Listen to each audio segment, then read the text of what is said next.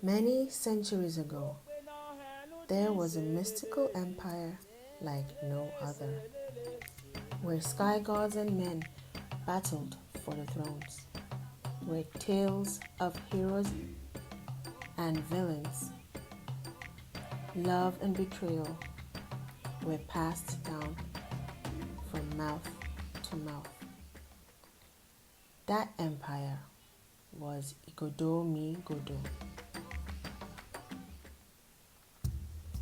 On this night, Ogiso Ewari, the emperor of Igodomigodo, he was tormented by night dreams that haunted his every moment of slumber.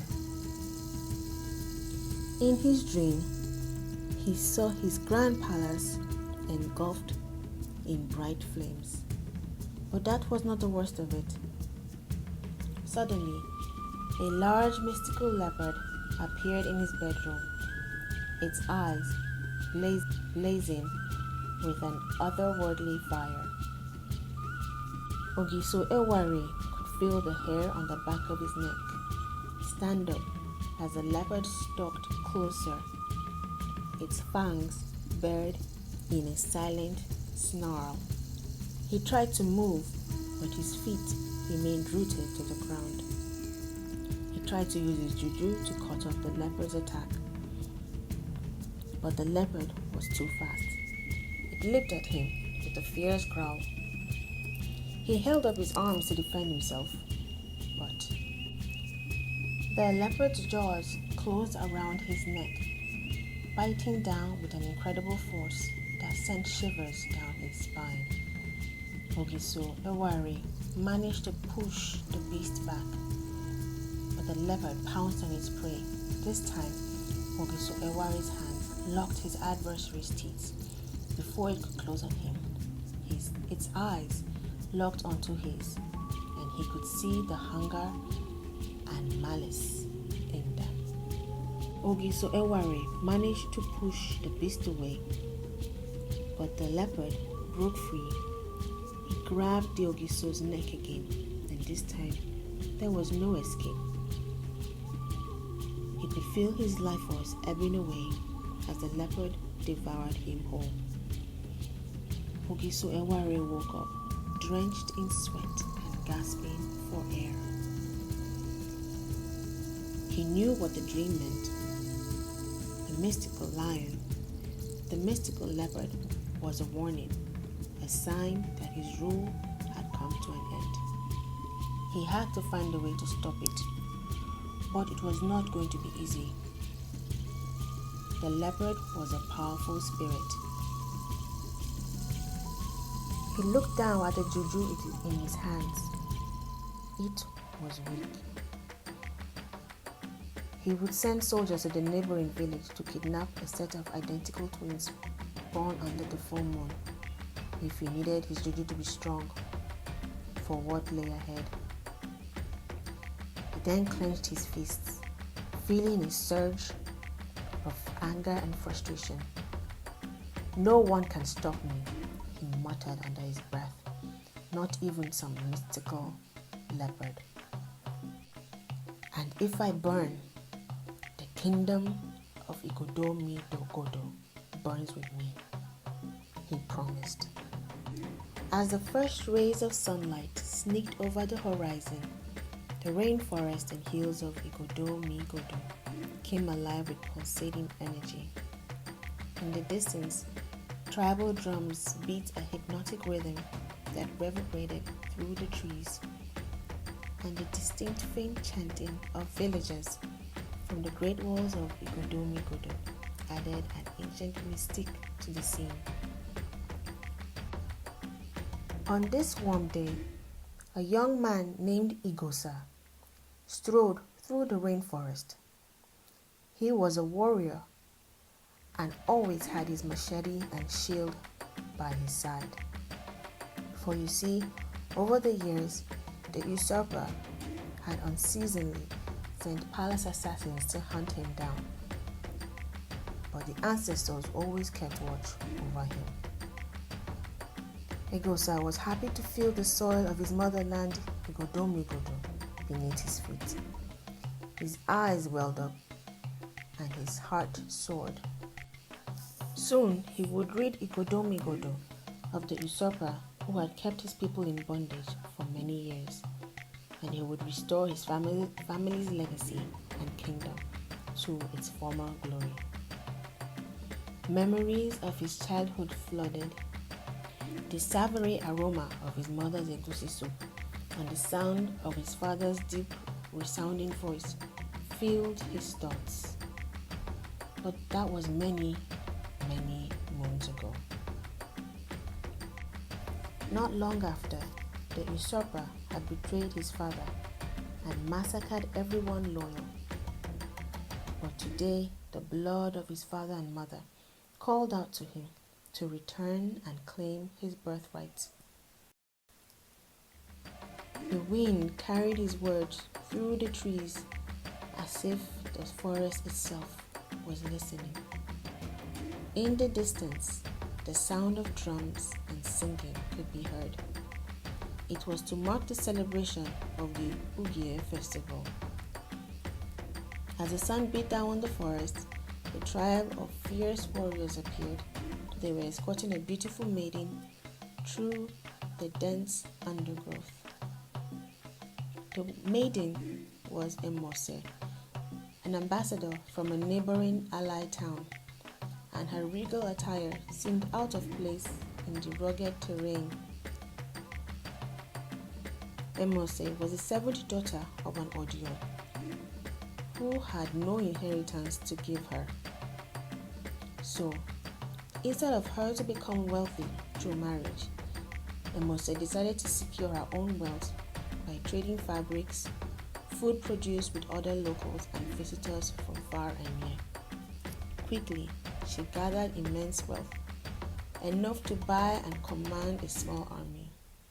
Eventually, she rose to become a chief in her village, and now an ambassador to Igodomigodo. Today, she was on her way to Igodomigodo on an invite from Ogiso Eware himself.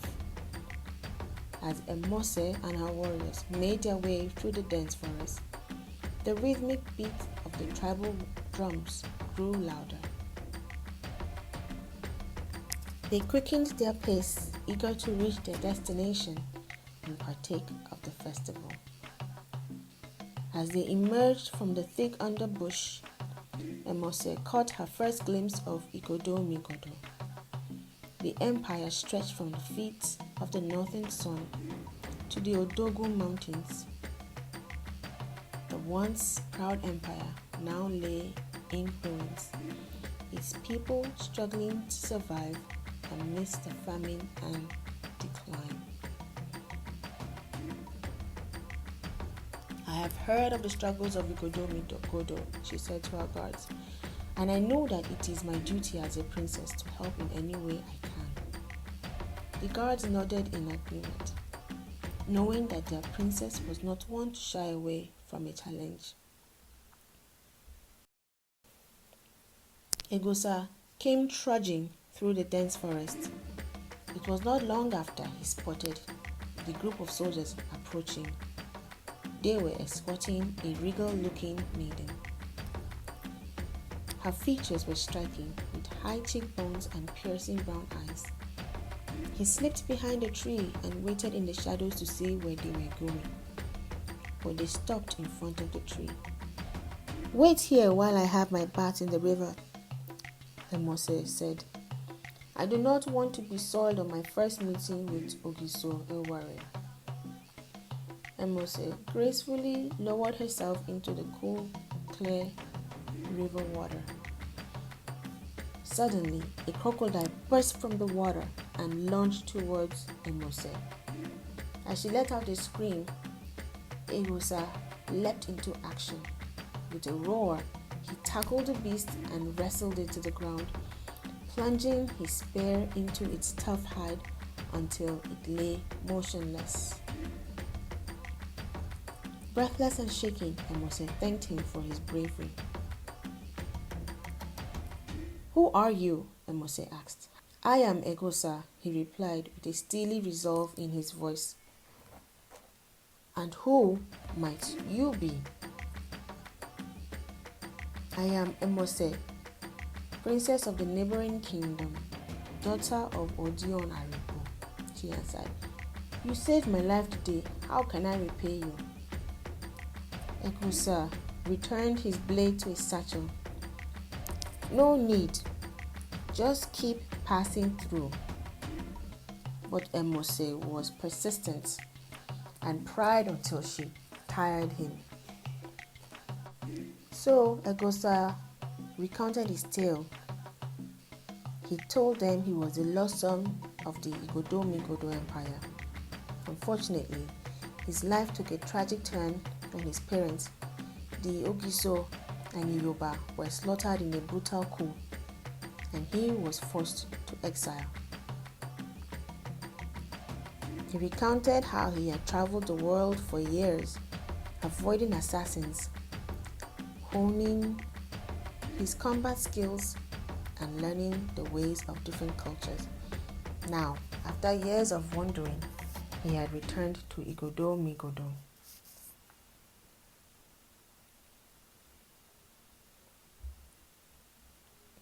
I have soldiers and weapons, Emose said. Let us journey together to the Ugie festival in Igodomigodo. We can seek allies and make our plans to save Ighodomigodo. Remember that a tree cannot make a forest. Egosa agreed. He would be a fool to try and attack the usurper by himself. After all, a hunter with only one arrow does not shoot carelessly. So together, they set out to the city gates of Ighodomigodo. Soon they approached Ighodomigodo and entered its towering gates. Emose could see the faces of the people of Ighodomigodo, their expressions weary and filled with despair. Egosa gritted his teeth. This was not the empire he had left behind. The usurper must pay, he growled. Then he lowered his hood over his head so as not to be seen. After all, Ogiso Ewari had eyes everywhere. Eghosa and Emose arrived at the palace for the festival along with other guests. They were greeted by raucous cheers of the crowd. Ogiso Ewari stood at the foot of the grand palace, a dark and imposing figure, and welcomed Emose and her entourage. Oba Gatokbere, he said, long live the king, the crowd declared. My dear ambassador, it is an honor to have you here at our festival, he said. Not long after, the celebrations began and continued well into the night. But as the festivities carried on, Ogiso Ewari was wary of Egosa. Egosa had been silent, brooding, and had not eaten a morsel from the banquet. Why do you not speak, my friend? Ogiso Ewari asked him. Or does a mouse think himself above food from a god? Egosa replied with the Yoruba adage of his own. A leopard does not dine with swines. Ogiso Ewari recognized the significance of the adage.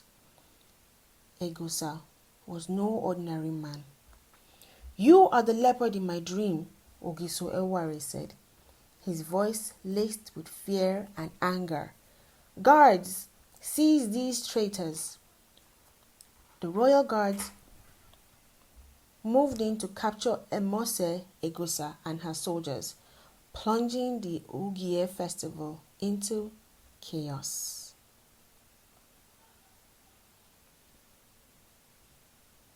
Your Highness, they have escaped, the chief guard announced.